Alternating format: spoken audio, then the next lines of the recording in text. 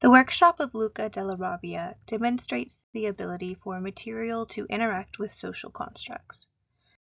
The workshop displays the importance of material in social and personal contexts.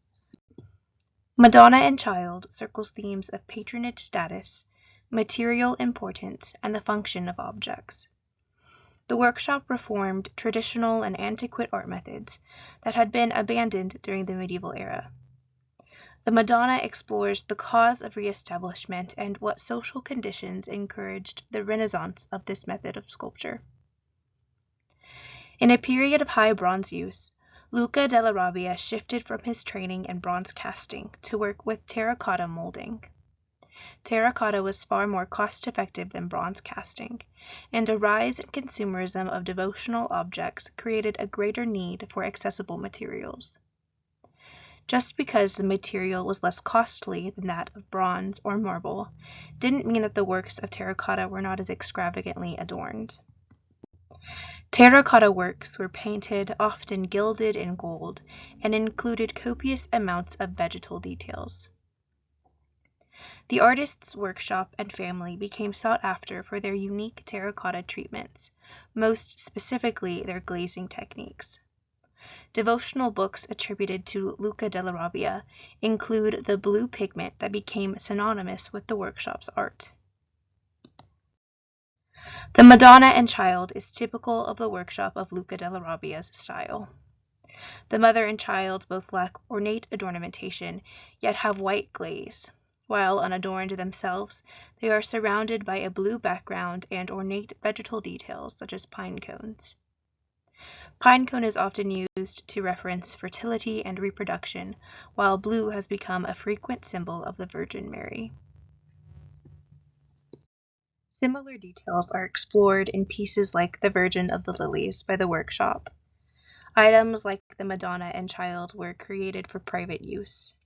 The workshop was not only able to maintain high commercial demands, yet they also accomplished this with an air of intimacy and uniqueness for each patron. Terracotta's lighter weight in comparison to bronze or marble further increased the material's popularity as it was easy to transport and easy to hang. Though terracotta works are often ornate with pattern, that of the Madonna and Child is much simpler. Yet in texture and glaze, the piece enjoys greater technique. Through the use of terracotta, artists were able to more quickly and cost-effectively mimic ornate and complex carving techniques.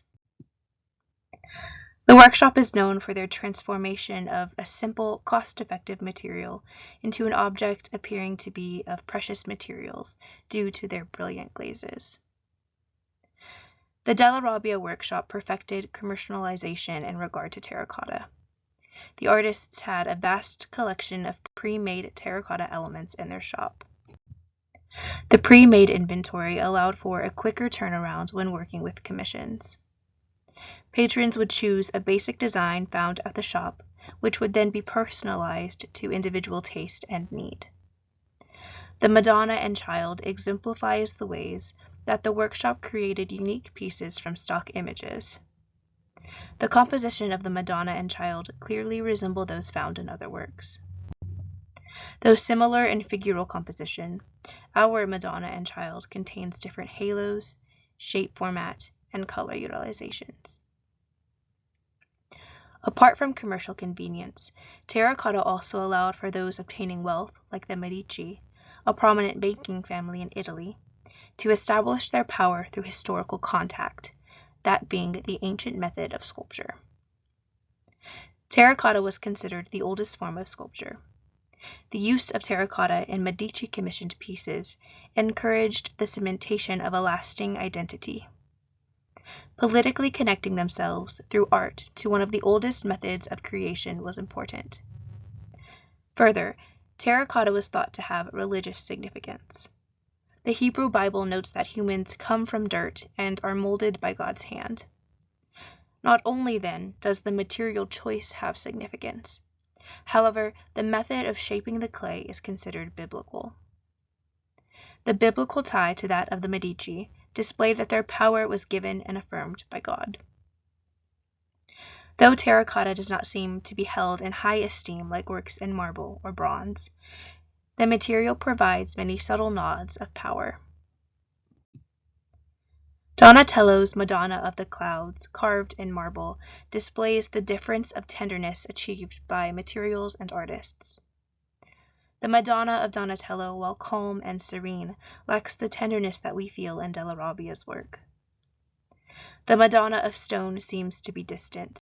Though gazing at the baby, she does not seem as engaged or warm as the Madonnas found in the workshop of della Robbia.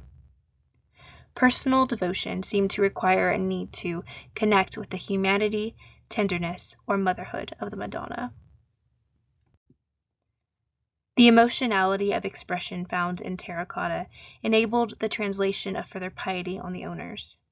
Virtue, tenderness, and piety seemed to be more visually attainable in terracotta rather than stone.